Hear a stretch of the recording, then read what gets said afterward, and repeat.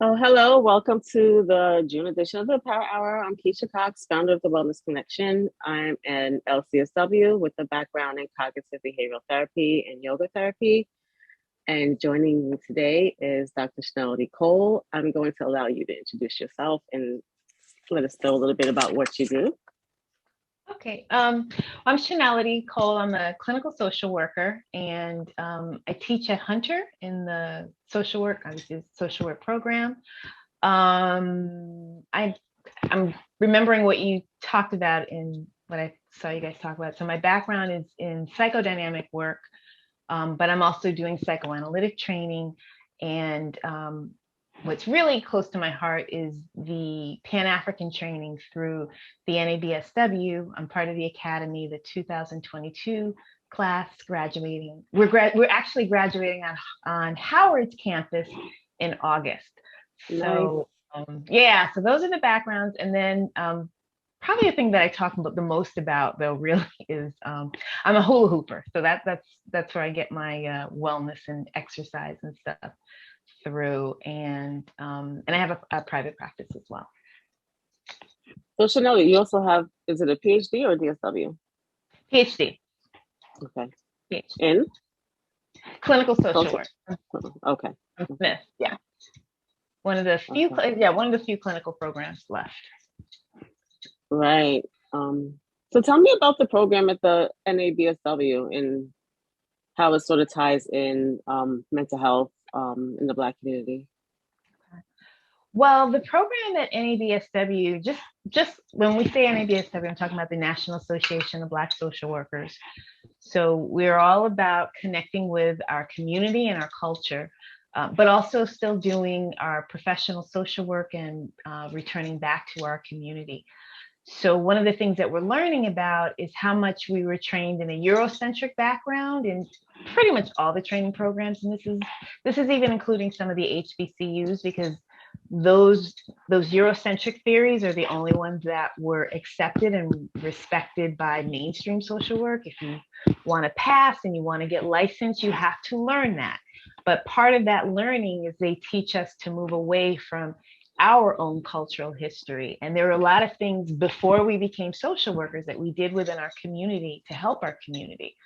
So some of that training backed us away from those traditional things, like what we know through the church, our kinship values, the way we work as a collective, recognizing how the strength comes from the community. There were so many things that we might have been taught in schools that were foreign within our community.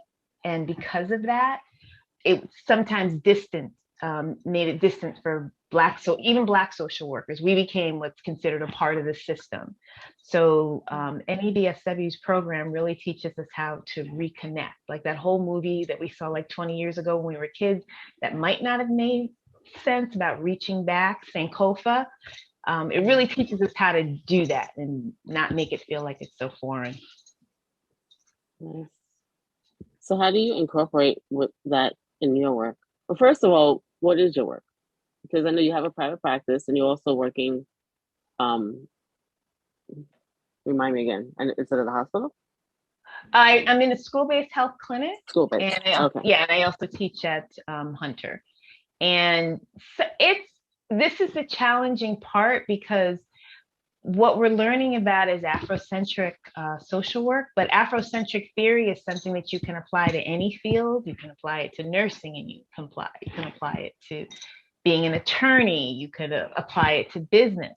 It's really about what would the work that we're doing right now look like if we were never um, kidnapped and influenced by white people. What would our voices sound like? What would our names be? What would be our idea of beauty?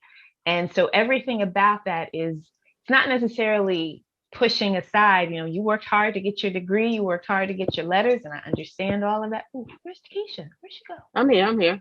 I'm Oh, here.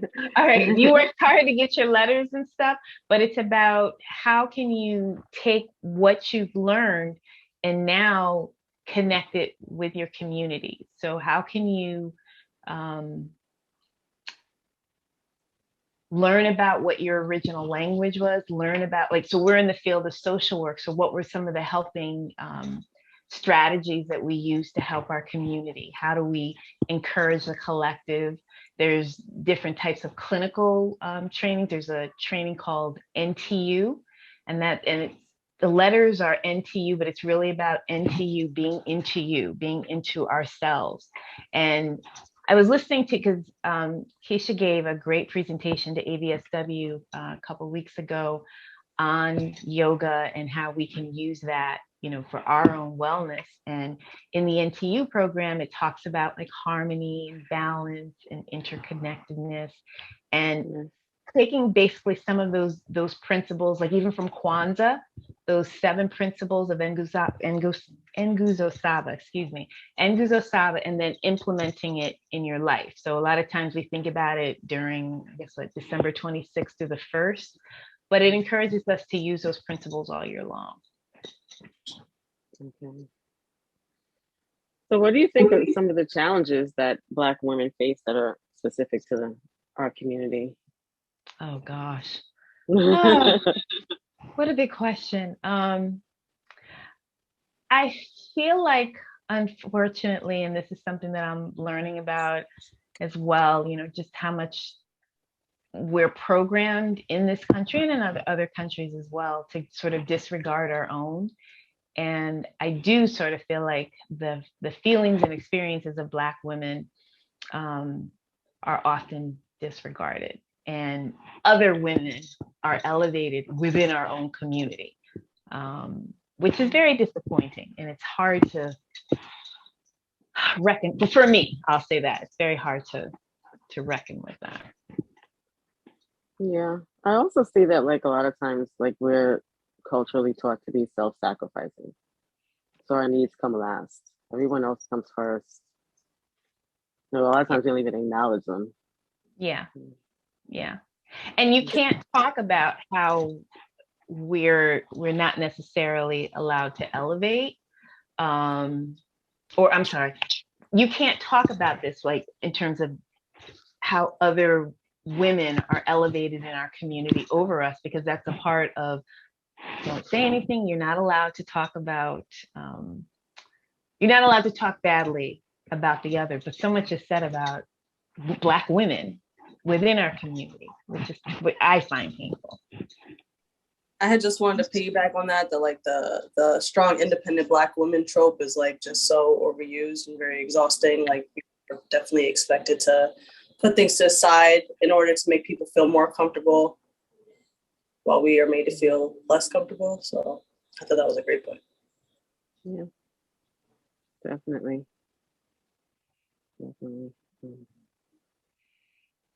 So what do you think about intergenerational trauma and how this all ties in with Black women and mental health? Well, I think there's definitely a pressure to keep the pain to yourself, to keep moving on, to keep pushing. I think even some of the things that we're talking about tonight, like I feel like, okay, it's a safe space because it's Black women on, but would we be able to speak as freely about this if it was a mixed group of people, like a mixed group, like males and females? Because then we're always given the pressure to protect our men, but sometimes women don't always feel that they're protected inside or outside of the community. Or even acknowledged. Yeah.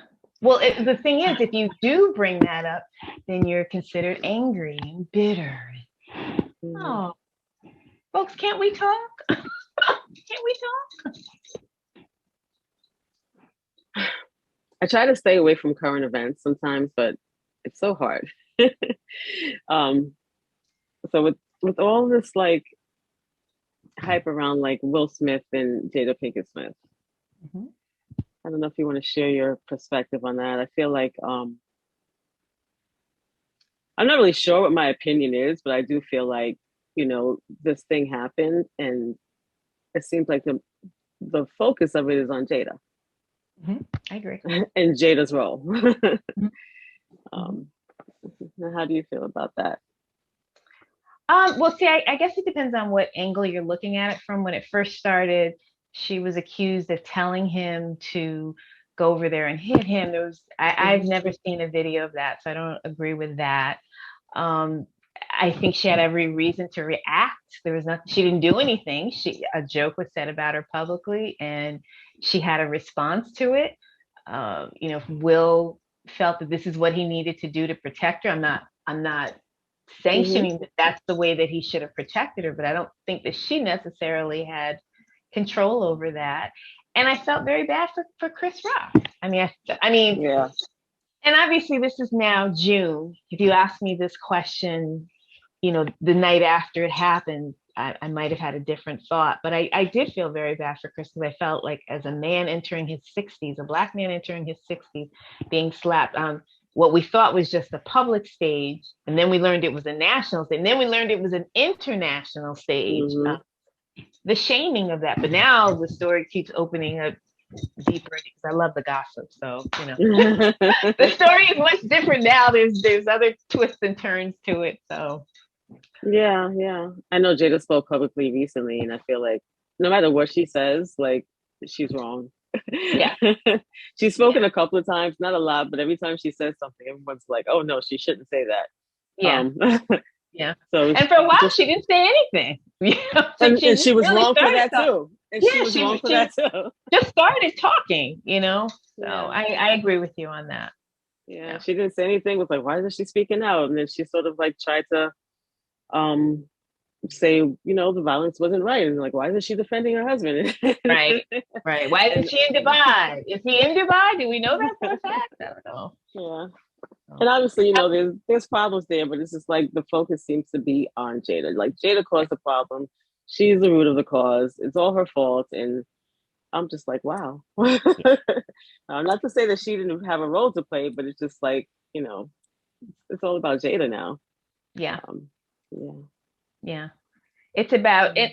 And even when it wasn't about Jada, like when the story was, and I'm not even necessarily saying I agreed with this, that he was defending, they weren't even saying Jada, he was defending his woman. She doesn't have a name, but defending his woman. He was considered, as they would say, not me, I'm just repeating what I heard in the gossips. He's a sucker. He's a simp for doing that. And I didn't like that either. Like, if just alone the idea that he's protecting the person that he loves, like I said, I'm not saying I agree with how he did it, but that shouldn't make you a quote unquote sucker because you're protecting someone that you love. Yeah, I think us, like, we in the Black community are just conditioned to tear each other down. Yes. We're very harsh. We're very critical. Like, we're our own worst critics at the end of the day, because a lot of the commentary was coming from the Black community. Right.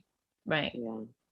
And that's kind of what the class talks a lot about, because that is also something that's even embedded in our profession, like things that, and I want to try to be clear on how I'm saying this, but things that we may have naturally culturally done as a survival technique or as a method to protect ourselves, our profession has admonished, like this is not the way that you care for children, or this is not the way that you care for the community. There are things that we were made to feel ashamed of, maybe the way we traditionally practice our religion, the way that we were taught to just see anything that's connected with Black as bad. So what do we do with that now? How do we engage our community now? Well, that's a lot of what the class is about. Like, first being able to talk about that and recognize that, and having, like I said, thinking about what something would look like without white impingement, okay, like white influence, and recognizing the value of the strength within our community and within our history. Dr. Joy DeGruy-Leary, she talks about a lot of the legacies that have been passed down from slavery that we do now because we had to do it before to protect ourselves. We don't necessarily have to do some of those things now, but we need a space to work that out, to learn that we don't need to do that. Right, because it's so conditioned within us. It's so part of our like everyday. It's automatic that we don't even think about it. Yeah. Um, yeah. And traditional therapies aren't going to think about that. Like they're not going to think about um, how much that like colorism impacts our community, texturism, like prejudice against our hair, or prejudice against our features.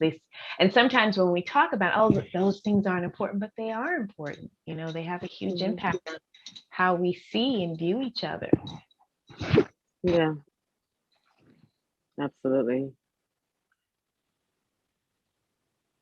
So, do you see any shifts or any changes within the last few years in terms of the Black community and mental health?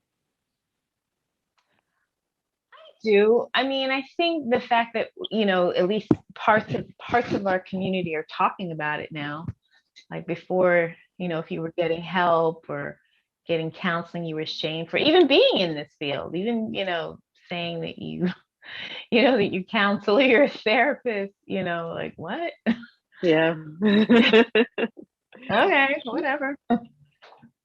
You're going to graduate school? I thought you already graduated from high school and college. What's graduate school? So you graduate and then you go back to school and you call it graduate? Yeah.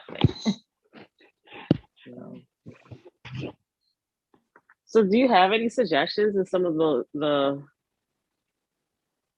ways that we can, I guess, engage Black women in mental health, like not traditional or not the Eurocentric model of mental health, but just mental health and wellness practices? Yeah, I mean, I think like even just what you're doing, like I love your group. I love that you post and I call you, what do I call you? Big sister of wellness. Miss And when you post your goals for us each month, and by connecting with one another, like I can share about the class and you're like, oh, there's this class that can help us understand that.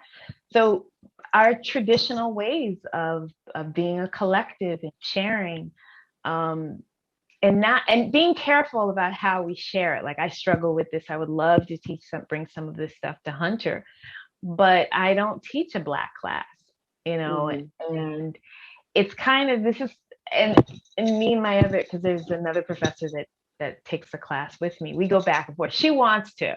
She totally wants to bring it. And I don't know, I would hate for someday to see a white teacher saying that they're going to teach an Afrocentric class. Oh no, like absolutely not. So it's tricky. It's very, very tricky. But I feel like the more that we spread the seeds, to our community, the more it can grow. And that's very ADSW. We don't take money from people.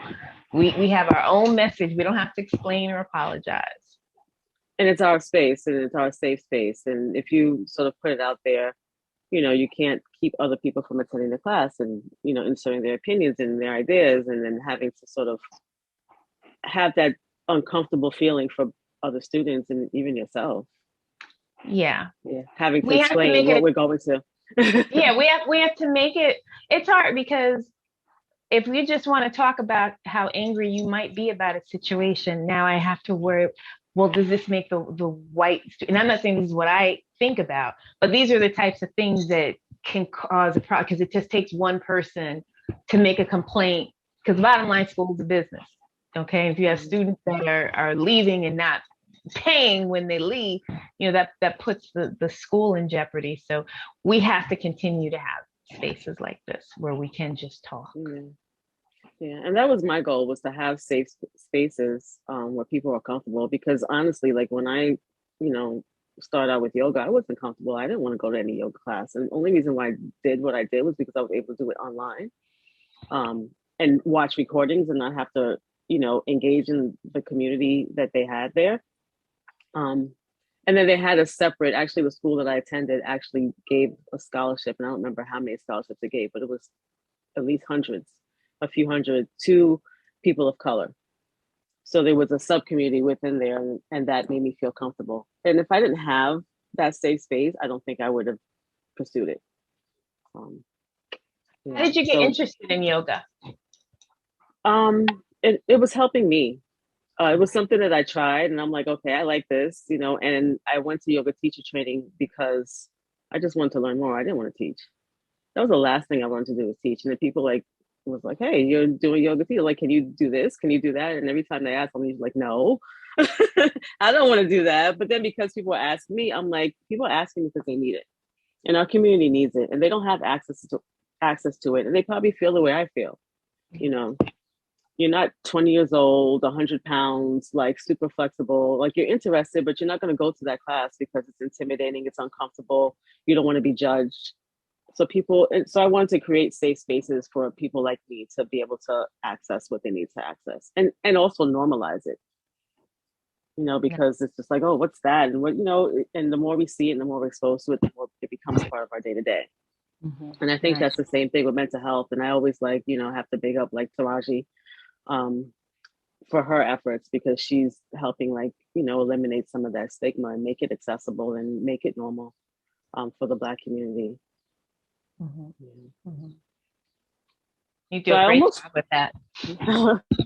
Thank you. I love it. You know, when you're passionate about something, it just becomes second nature. And I'm sure you know that. So I actually forgot, and I want to backtrack and ask you about your passion with hula hooping. You're amazing. I wish I could like play a video right now. Thank you. So tell us about how did you get into hula hooping? You know what, I did it when I was smaller. I used to have actually they were male cousins, and they were from Syracuse. I'm from upstate. I've been down here for like 30 years, but I'm originally from Albany. And they were from Syracuse, and they would come visit us, and we would just do regular waist hooping. And I would do it on and off, like not a lot, but then I picked it up a little more in my teens, but then stopped. And when I went away to graduate school, I started seeing all these videos of people doing this, because I just waist hoop. That's all I did. But they were doing all these things where they were throwing it around. They would like wiggle it. They'd use their feet. Then there's some people, they'll hoop. There's this one woman, I don't know if you've ever seen her. She's got braids. I think her name is Marwana. She can hula hoop with 100 hoops, and you see them all swiveling around. Like there's just a lot of things that you can do. And I'm like, oh, this is so beautiful. And it was just fun. And then like I got into like hoop dancing and stuff, but then really I got more into it during the pandemic when, you know, the gyms and everything closed down. I was fortunate that I was able to keep a job the whole time, but you know, after work was over, there's no place to go. I was pretty used to going to the gym regularly, and once it closed, so I just kind of picked them up, and same thing online, you know, kept watching videos and stuff, and fell into like hoop dance. That's really more what I like, is the hula hoop dancing. Yeah. When are you going to teach a class? Yeah, same thing. Yeah, same thing. I mean, it was a time factor, and then there actually is a training program, and I was gonna do it, just, you know, kind of fitting the time in. But I wanted to do it more therapeutically. And so like that's been part of my project with the class, is infusing Afrocentric theory and hoop dance as a clinical social work intervention. So that was part of what I was really working on. And I was modeling it after the NTU, particularly with the balance, because the hoop is like that. NTU talks about how when we're off balance, that's where our crisis begins. And so I kind of use hoop as a metaphor. You can balance the hoop around. This is what you want to think about with your life.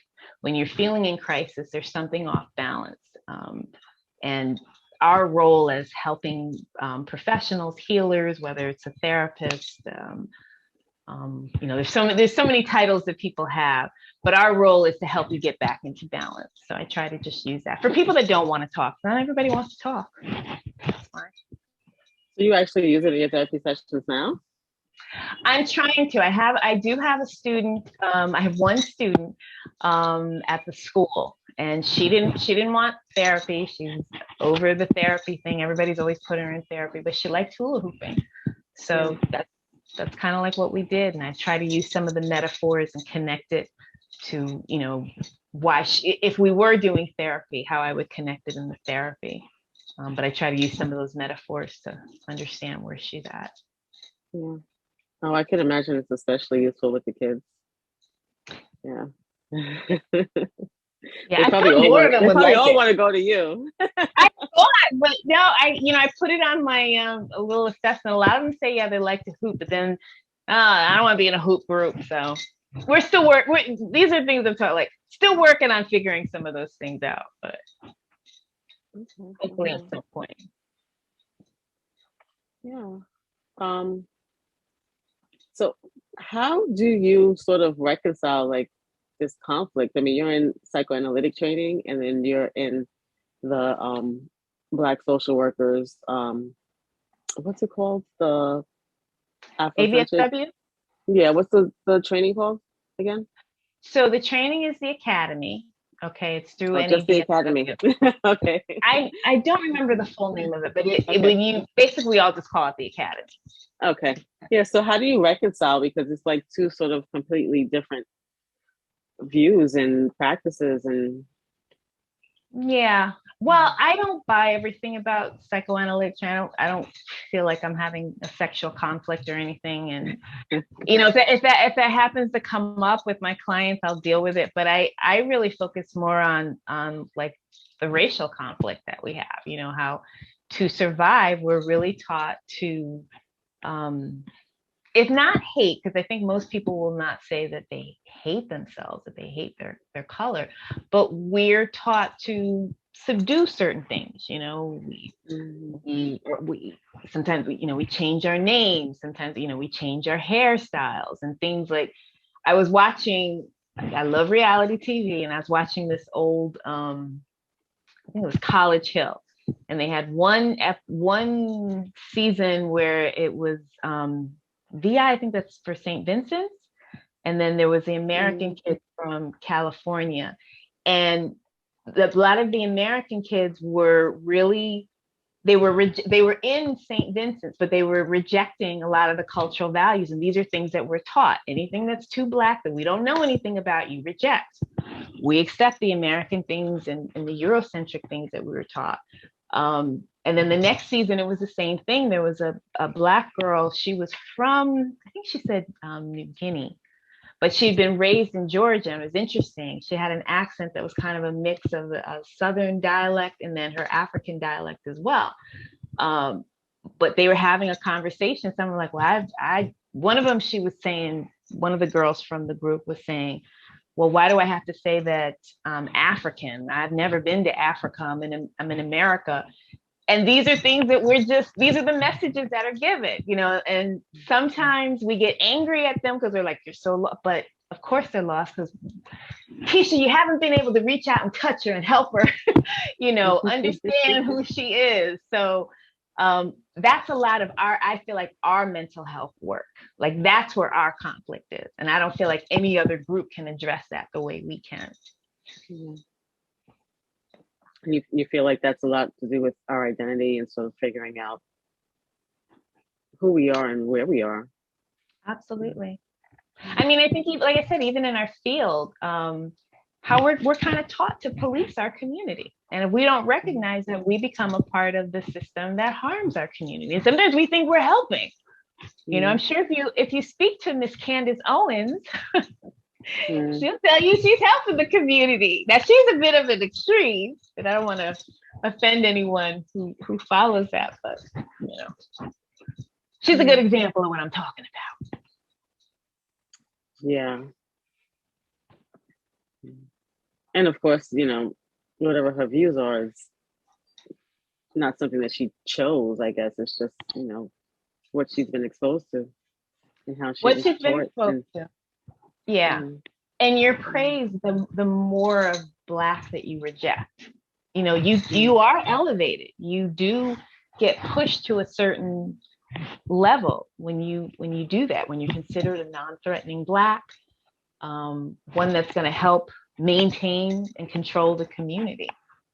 So she's become very successful from that. Yeah.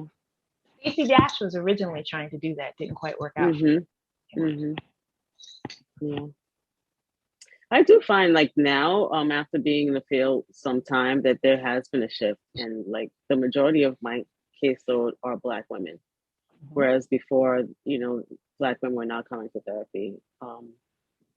So I feel like now they're recognizing, the need for it, the benefits to it, and they're feeling comfortable. And it's hard because it's like, okay, everybody wants a Black therapist now. But that's And what I think is helping them to come in because she sees you. She looks yeah, and like they tell me. me that. And they tell Yeah. me that, but it's just like there's only but so many me's out there. So it's like um what happens now? My caseload's full, and then where do they go? Yeah. So we definitely need more of us out there helping us. And it doesn't have to be, traditional therapy, but just in any way, shape, or form that we can. Um, like you said, like one that comes in different forms, so we can definitely embrace our community in whatever way we can. Yeah. And we almost Yeah. have to learn how to do that. Like I only took this class for about 9 months. I don't know everything. Like there's a reading list that could fill this room up. I I'm didn't get to sure. read all of it. So I'm gonna, continue reading and connecting with people to help reinforce it. That's actually my goal. I've been looking at that for years now, but it's Oh, just I want you it's very to. intimidating to me because I feel like I want to, if I do it, I have to give it my 100%, and then I'm like here, there, and everywhere, and I don't want to go into it and not be able to dedicate the time because it's like really, but it seems like it's really, really great work, and just even to be able to talk to some of the elders and hear their experiences and just We just it, lost one, Dr. Harvey. yeah. I've ever heard of his book, The African Reader, where he really talks a lot about how you can incorporate Afrocentric theory in clinical social work. There's very few of that. Oh wow, what's the book called? It's the African Reader. You know Okay. what? Give me 1 second. I'll be right back. Okay. If you guys have any questions or anything that specific that you want to have her talk about or have us have a conversation about, feel free to jump in.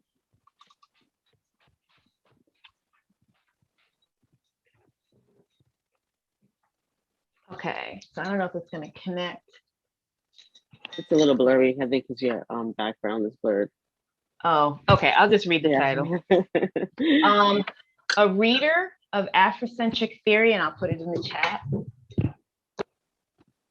Some of you may have this book already because it's a book that I've seen for years but just never picked up.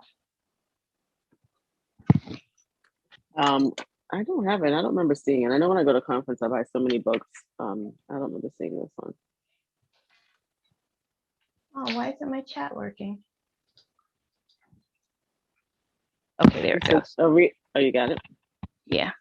So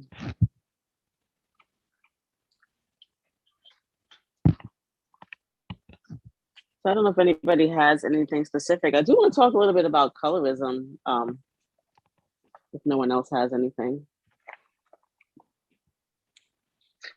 Ty, Destiny, have you guys ever had any experiences around colorism or witnessed it? I mean, I definitely have witnessed it. Do you want me to say when? Yeah. Okay, well, like sure, growing up for me, it was like the norm, like in like middle school and elementary school, that if someone was like a certain like skin tone, like like they would like kind of make fun of them, like in a way. And when you're younger, you don't really think of it like it's like anything because that's what everybody's doing. But as you get older, you kind of realize that it's kind of not right because it's like, as a person of colors, it's like we kind of all come from a Black woman. We're all coming from Black women, so why is it okay to, I guess, downgrade what we don't like, what we are, I guess. Yeah. And I think a lot of times when we talk about colorism, we think about how like darker skinned women are, discriminated against. Yeah. Yeah, there was But a I think lot. you. Sorry. No, go ahead. You Oh said there no, was I a was lot just of that. saying that piggybacking on Keisha, yeah, a lot of that, especially growing up, or they would, it was a lot because I'm light skinned and then the dark skin. Oh yeah, well, yeah, she's dark, but she's not, but she's nice looking. It was like what? Yeah, for a Like I dark didn't. skinned girl. Yeah. Yes, exactly. So it's just, and I think, well, I'm sure he did. What was his name? Spike Lee. He did a really good movie. I forgot the name of it, but it kind of depicted the light and the dark skin and how that kind of, you know, I think represented School a lot of, days. yes, yes, Yeah. that's it. Okay. Yeah, so that was a good one that kind of showed that whole thing going on. But yeah, we experienced a lot of that coming up, and then it's a whole thing, and then it's like even now it's like, oh, dark skin is back, this, that, it's like crazy, and it's all within the same ethnic group, but a lot of prejudice against one another. So it's gotten better, but still there. Mm-hmm. Yeah, I know. I'm sorry, Tom, I'm going to put you on the spot, but I know that that's also been an issue for you. I mean, you know, being lighter skin, I know that other people would say you're not black enough, or say you're not black because you're light skinned, and Yeah, I still get it to this day, and I think like when I was younger, that kind of confused me too. When I would tell people that I was black, and they would be like, "Well, no, you're not. Like, you're light skinned." So I think for a long time that kind of threw me off because it's like it kind of felt like like I was getting rejected in a way, kind of like, oh, you're not black, like you're light or whatever, like.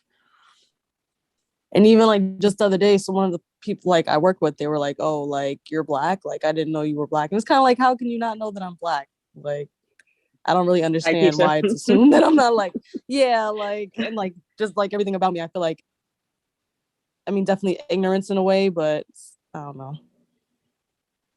Yeah. Yeah, is it just ignorance, or is it like they want to see something, or they want to see you a certain way? I think there's that too. I think like because I'm light skinned, it's like just like a preconceived notion. Like people always tell me like I look Spanish or like like something else. Like I never get black, and I think it's just I don't know. I It's remember weird. people going up to you. Someone lady was like talking to you in Spanish one time, and you was I like, would that I would don't happen know to what me a to say. lot. Yeah, in Yonkers, like I would like a lot. Like I would be walking down Riverdale, and they would approach me and just start striking up a conversation full on Spanish, and I would just be like a deer in headlights. I'm like, I don't know what you're talking They're about. black too. Yeah, yeah, they are, but they don't like to hear that. Yeah, exactly. Your book got dropped off someplace else, and yes, you speak Mm-hmm. Spanish, but Spain does not consider you one of their own. Yeah. Yeah. And So it's like, go ahead.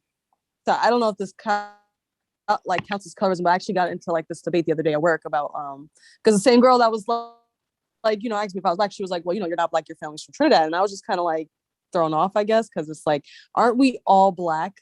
And my supervisor, she was like, how she can kind of understand like people want the differentiation because she's from South Africa, but she lives in America. So when people tell her she's black, it's like, like I'm African, like they want that distinction. But I'm like, why do we have to like, I guess like make sure that it's her that we're not black, like we're this, like why is it like a why is it needed, I guess. Yeah. And this is why it's important. One of the things that book talks about how much racism impacts our own mental health, and none of our theories talk about that, and they can't because that wasn't their experience. When you have people who look like you and I, who don't recognize that they are black, even if they come from another country or speak another language, or when people over here don't see you, that's just my sister from South Africa, or that's my sister from Panama, but that's my sister. That's that Pan-African spirit. It doesn't matter where you're from, that root is still within you.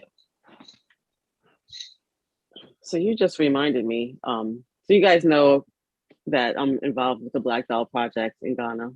I'm going in 3 weeks, and we were just talking yesterday, so I don't know how this should be at the forefront of my mind, but bleaching is so popular there.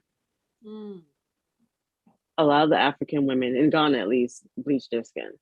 Yes. And everyone's entitled to do what they want to do, and everyone's entitled to have their own definition of beauty. But the fact that it's just so normal really strikes a nerve. And the part of the Black Doll Project was because there were no black dolls in Ghana. You go to the stores, all the dolls are white. So then, if these are the images that we're giving our children, our young women, this is what they think beauty is, then what are they going to do when they get older? Try to emulate that beauty. So we have all the wigs and we have all the bleaching, and it's just, it hurts my heart. It does. I kind of wanted to piggyback on that. Like the show that came out on Netflix, you were watching Young, Rich, and African. Yes, you can bleaching. See that a lot of them, that they were bleaching, and it's just kind of like, dang, because it's such a huge platform and it's gonna reach so many eyes, and it's just, it sucks to see. Yeah, like it's just like one woman. Yeah, only one woman on there that didn't bleach. Yeah. But see, it shows you just how deep this white supremacy is. Like, if it touched you all the way over in the motherland in Africa, if it touched you even there, we cannot be judged over here for, if we don't know all of our, traditions. We're trying to learn it, but it just shows how deep. If it touched you in the middle of Africa, absolutely it's going to touch us if we were ripped away from Africa and then raised amongst it. But it just shows how deep, even in the motherland, that white supremacy exists. And that's what that is. I don't remember who said this, but they said that colonialism in Africa was worse than slavery, in the sense that, at least with slavery in America, like, you knew there was racism, you knew what racism was, as opposed to colonialism, where they were completely unaware of how they were being manipulated. And so it's a perspective. I don't know if it's worse, but it is definitely a perspective. I think that makes sense, because I think that I agree with you. Bleaching is really heavy over there, and there has to be a reason for that, because that stuff destroys your skin. Yeah, definitely. The other thing that you guys reminded me was when I first started out in the field, and I got this a number of times, where people were surprised, and Ty mentioned it, people were surprised when they met me in person that I was Black. They're like, oh, but you speak so well. I had a supervisor, she was from Poland, and she was just like, oh, I didn't know you were Black because the way you speak. And I'm like, yeah, really? Did you just say that to me? And she felt like it was okay to say that, like it was a compliment. Yeah. You're not like those other Black people. And that's a way of silencing people as well, because if you really want to be accepted in that world, you'll continue to do other things to separate yourself from what they see as the Black masses. Yeah, I mean, that's pretty much what we've been going through from the beginning, right? The divide and conquer. So how do we move forward, and how do we heal? I know we talked about just incorporating different practices in our communities or with our people. Well, I think just even things like what you're doing right now, like I didn't know what we were going to talk about today. It's like, oh, we're talking about Black women and mental health, but our conversation, allowing it to be open and go where it needs to go. I don't think this is a conversation that you could go to an NYU or a Columbia and the teacher will teach you about in the class. I feel like it has to be a safe space for us to talk about it and recognize, like, where's some other books also. This is an old one. Oh, I know you can't see it because I got my blur on. But but I know that book. So right, this is a classic one as well. Lauryn Hill kind of named one of her songs after it. Afrocentric Paradigm in Human Services. And this one you may have had, Social Work and the Black Experience. I do have that. How do you know I have that? This is some of them are common books that we may have just seen for years, but we do so much reading, we pass them by. And most of it, with the exception of the Black Social Work Experience, I got, and the Human Services one, I got the rest of them because of the class. And these are books that I've seen for years. Yeah. And Dr.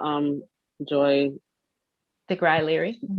Yes, I was like, I was trying to remember the final last name. Yeah, her book was actually really good too. I forced my kids to read it. Yeah. Are you thanking me now? No. Am I she's thanking not you now? Is that what you said? Yeah. Yes. Because they didn't give you that book in school, Takesha, right? No. Right? Yeah. We have Yeah. to give it to each other. It's great that you have a mom like that. Yeah, I'll definitely say that I am grateful. I feel like from early on, I was exposed to a lot of hard truths. And like when I was younger, I was just kind of like, why are we watching this? Like, I don't want to hear about this. This is ridiculous. But I definitely know, like growing up, like when it came time to talk about certain things, I knew a lot more on the subject than a lot of the other kids in my class. So Yeah. She was very vocal. Like, why do we have to watch this? yes, You always want to watch this depressing stuff. And I feel you. yes. I went to my elementary school was a white school, and I was 6, or I will date myself. I'm all right with it. When Roots came out, and I'm watching it at home, my family's getting angry, and then they send me to school with the white kids, and I'm confused. I'm really really confused, but I understand why now.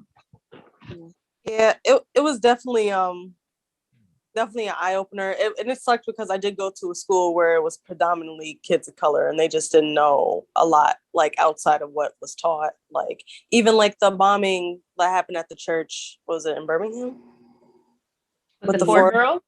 Yeah, like none of them knew about that. Like, and when we finally did learn about it, it was like, like, oh my gosh, I've never heard about this. Now it sucks. Because they silence that part of the history. They emphasize where they're heroes and silence where they're perpetrators. That's why they're trying to get rid of this critical race theory. Like that governor in Florida, he's basically saying he doesn't want any classes that make white people uncomfortable. He literally said that. I'm not paraphrasing. He doesn't want any classes that make white people uncomfortable. So he doesn't want classes that we talk about the truth, the history. yeah. And what about Black people being uncomfortable? Exactly. Well, that's a part of our training. Like we talk a lot about how even though we might have been born here, we're assimilated. We are assimilated to function as a Black person around white people. And the more you can understand your assimilation and take on the qualities and characteristics they want you to take on, the higher you will ascend. That's why they got so freaked out about Will Smith, because he always made them feel comfortable. And the minute he got angry, vanished for 10 years. Yeah. Yeah, definitely. So as we wrap up, any suggestions as far as what we can do for our own self-care as Black women? I just want to point out, let me back up, that last month we talked about Black men and the Black women showed up. Not too many men showed up, but the Black women showed up. But when it comes to talk about Black women and our own mental health, people don't have time. Yeah. It's not a priority. But how any suggestions in terms of how we can make it a priority, or how we can incorporate anything into our day-to-day or weekly or whatever routines that we have to take care of ourselves? Well, I always encourage people to think about what did you do during the pandemic? That was a very difficult time for some people. Some people maybe not so much, but I think a lot of people learned different things about themselves and learned how to care for themselves in different ways. And I think just because things are opening back up again, don't forget that. Like we have a habit of forgetting about our own needs. Like keep incorporating that. Mm-hmm. Yeah. So I know as we close, I know you mentioned that you did a lot of hooping. Mm-hmm. Yeah. Weren't you biking for a while too? I don't know if you stopped during the pandemic. I know you were biking for a bit too.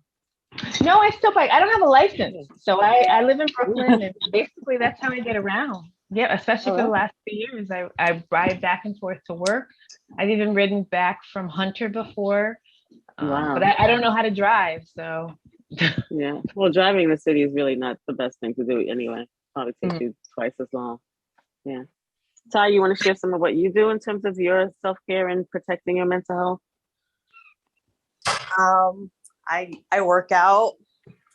I like to do yoga sometimes if I'm feeling overwhelmed or tight. Another great thing that I'm gonna call it great. I could be biased.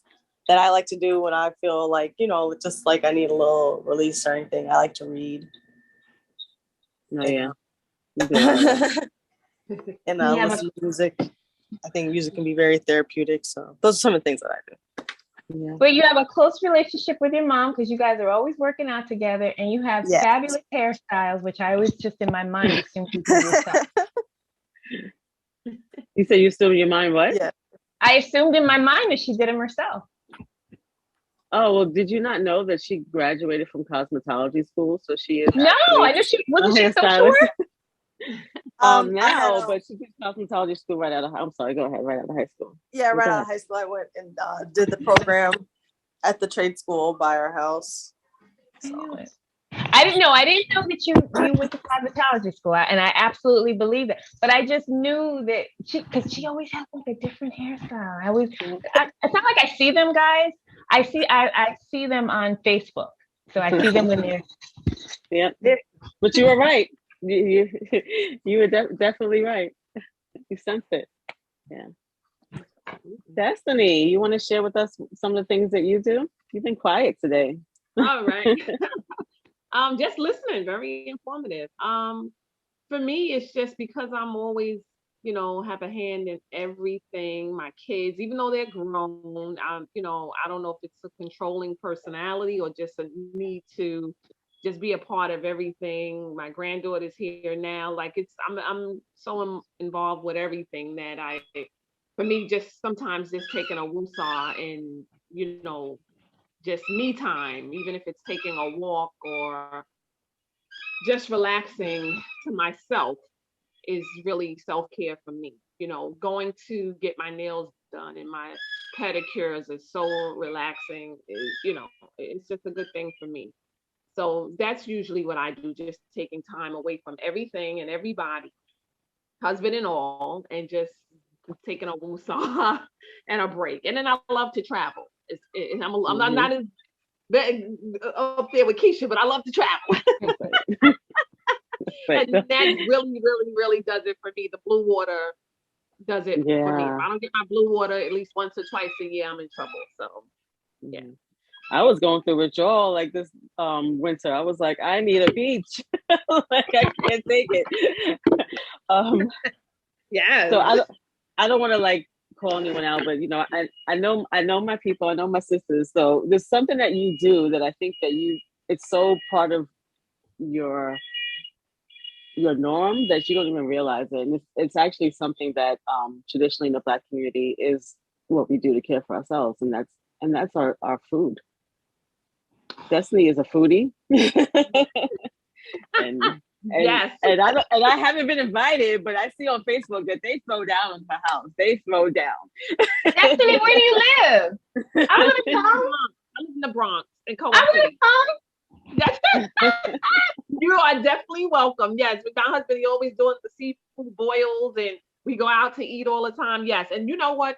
It's so comforting. I'm telling you, I am telling you, it is very comforting. So that is definitely a way of the self-care. Because as women, I think we're so involved with everybody else's life, we don't have time. We're always taking care of everybody else, and sometimes, as we said in the beginning, we forget to kind of focus on what our needs may be and what we, to keep going. But sometimes it's like, oh my gosh, I'm so exhausted. Yeah. I usually don't realize it until I stop. And then I'm like, oh. Wow. When I'm going. And when I stop, I'm like, wow, I should have stopped a little earlier. I'm beat. But yeah. So I know some of the things that I do, I do yoga. What's that? Oh, sorry. No, I'm sorry. I think I'm behind a little. Destiny, do you cook? You cook all this stuff yourself? I'm gonna look now. Absolutely. It's my husband. He's the cook. So if we're not, on the like this week, I think like some Fridays he'll say, "You ready for your seafood or whatever?" So it's the mussels and the crab legs and this and the broiled shrimp and we're out this weekend. We were out 2 or 3 times, no, twice, so we try to go out and then also at home. So, and then he loves to do the Southern food, which is always comforting, that sweet potatoes and the collard greens and the mac and cheese. So yeah. It's Yeah, listen, I gotta lose some weight too, but it's a good thing. and traditionally that's how we care for each other, and in the Black communities, right? The Sunday dinners, the comfort food, and your husband knows happy wife, happy life. Make sure he takes care of you. But I do definitely want to ask Neil more about the hula hoop piece, hula dance. And how does that kind of work in your practice and helping an individual with their mental health? How would it look? Yeah, well, not everybody likes to talk. There's still a stigma of mental health, seeing someone. But we know in our community, fellowship is important. Community is important. So hula hooping is, it's something we did as kids. It's non-threatening. And music, one of the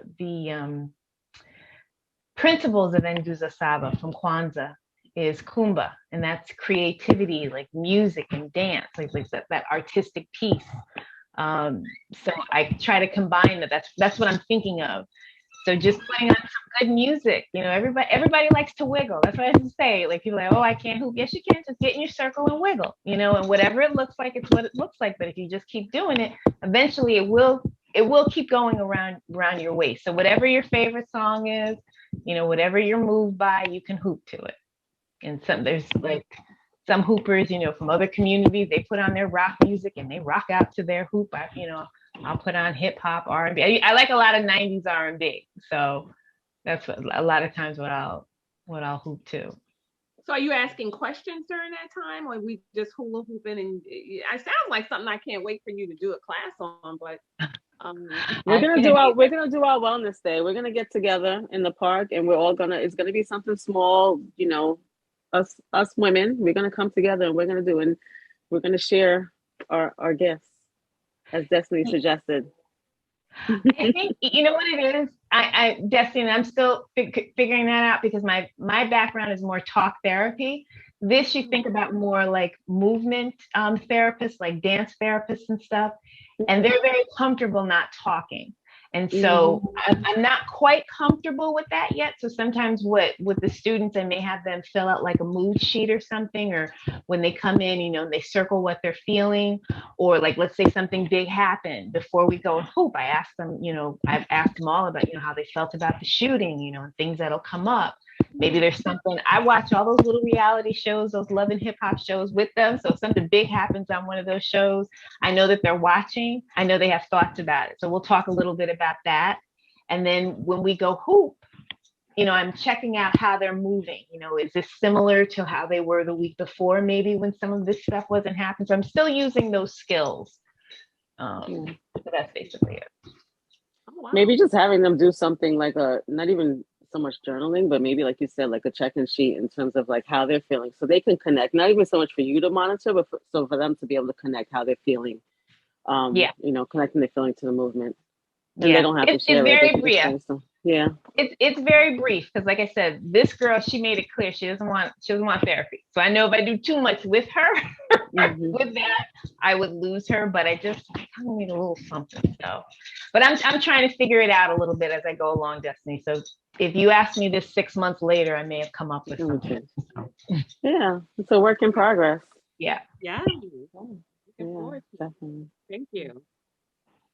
Well, thank you guys for sharing. I don't know if I have anything to add because you guys covered so much. What else do I do that helps me? I share with you guys with the ABSW. I do some coloring. I have my mandalas. I love that. Yeah. I So love I have that. my coloring that I do. And aside from like the yoga, the working out, I love walking too. I haven't been doing as much since I came back to New York because it's not as peaceful as when I was in Connecticut. I could walk to the beach, but I do love walking. And music is like part of my day. Like it's so I take it for granted. Like I wake up to music, I walk with music, I work out to music. It keeps me motivated, and I think not think, but like naturally, just like it triggers like the brain. If you're listening to the happy music, it triggers you to be happy. If you listen to sad music, it triggers the sadness, right? So it definitely influences the mood. Yeah. And then I like to do things. I like to make sure I schedule in downtime where I'm not doing anything serious that I'm doing. I'm watching the trash TV or I'm playing puzzle games or something like that. something that's not working my brain. Yeah. How did you figure out about the coloring and the puzzling? How did you figure that out? The coloring, actually, I think Michelle reintroduced me to coloring. It was part of the mindfulness practices that she was doing, and she had me do some coloring one time when we did a retreat, and ever since then I've been like doing it here and there. Yeah. Nice. Yeah. Well, thank you, ladies, so much for joining in. Thank you. Thank you. Hopefully we'll do it again. I'm looking forward to our wellness day. Yeah. You're a Looking forward great to doing this host. year. You're a great host. It was nice seeing the kid, Takesha, and nice meeting you, Destiny. You too. Thank you. Everything was really nice. Thank you so much, Keisha and Tanil and Taikisha. Yeah, different hairstyle. You go, girl. All right. Good night. Have a great rest of the day. Have a Bye, great guys. Enjoy. Bye-bye. Bye-bye.